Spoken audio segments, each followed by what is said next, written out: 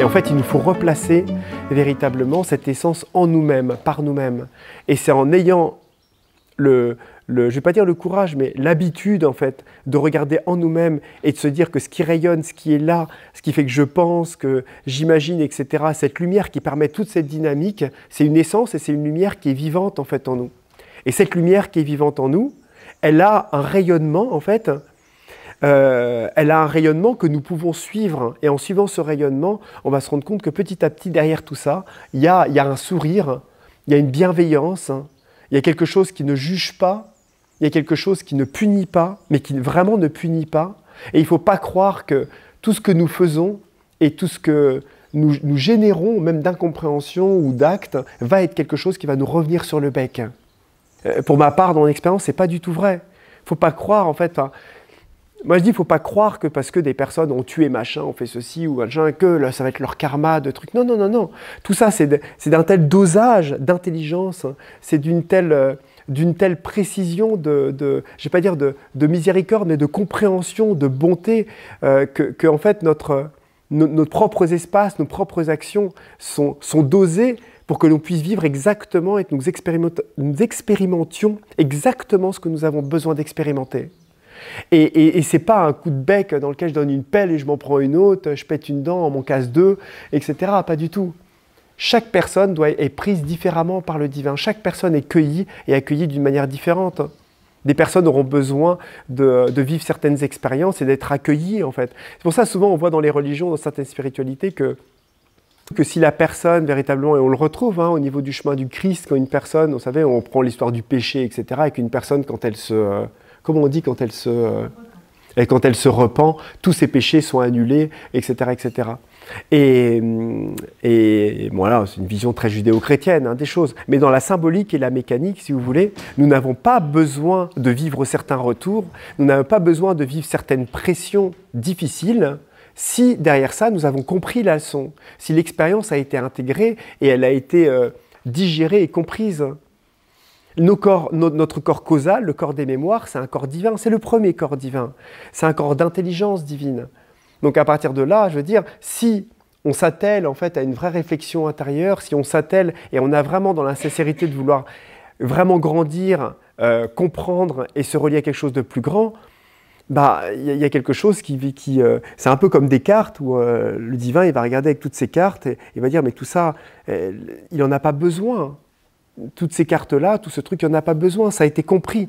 Le principe même atmique n'est pas du tout de plomber le véhicule et de plomber l'évolution de l'être dans ses incarnations, sous prétexte qu'il a foutu 2 coups de pelle ou écrasé quelqu'un dans la vie d'avant. Vous voyez ce que je veux dire?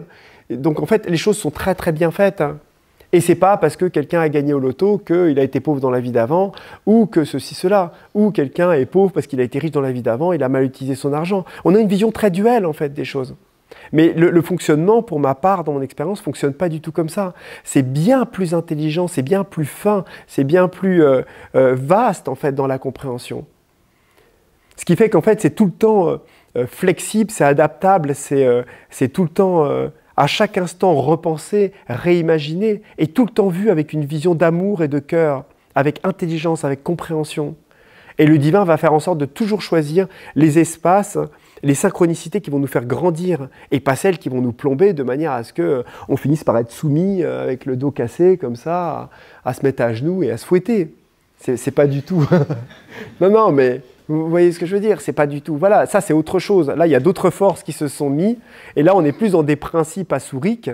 Et vous savez, même dans l'ascétisme lui-même, dans son principe rigide, est un principe, pour ma part, assourique. Un principe plus ténébreux, plus inconscient, quelque part, qui n'a rien à voir avec un principe, quelque part, divin. Quand on voit comme ça cet ascétisme de certaines personnes d'être dans des jeûnes incompressibles avec des techniques dures dans lesquelles on reste sur une jambe dans une grotte, on ne mange pas, on se fouette, on se coupe un bras, on se laisse pousser les cheveux, les ongles, on se crève les yeux, etc., etc. Vous savez, c'est des... Non, mais c'est vrai. C'est vrai, bien sûr, bien sûr.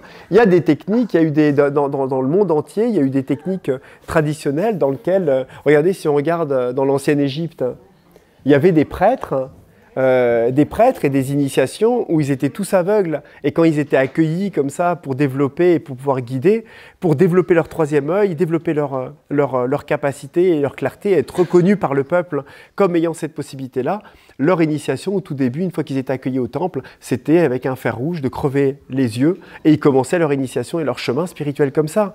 Et ainsi de suite. Ah non, mais il y a des choses... Non, mais c'est cool ce qu'on fait. Hein. Non, mais... C'est vachement cool. Les initiations ne sont pas les mêmes. Hein. Vous voyez ? Aujourd'hui, on ouvre... C'est pour ça qu'on est vraiment à une nouvelle ère. On s'ouvre aujourd'hui à des espaces de connaissances, à des possibilités même de pratiques qui n'étaient même, voire même pas accessibles avant et qui, aujourd'hui, en fait, nous offrent une liberté beaucoup plus grande. Hein.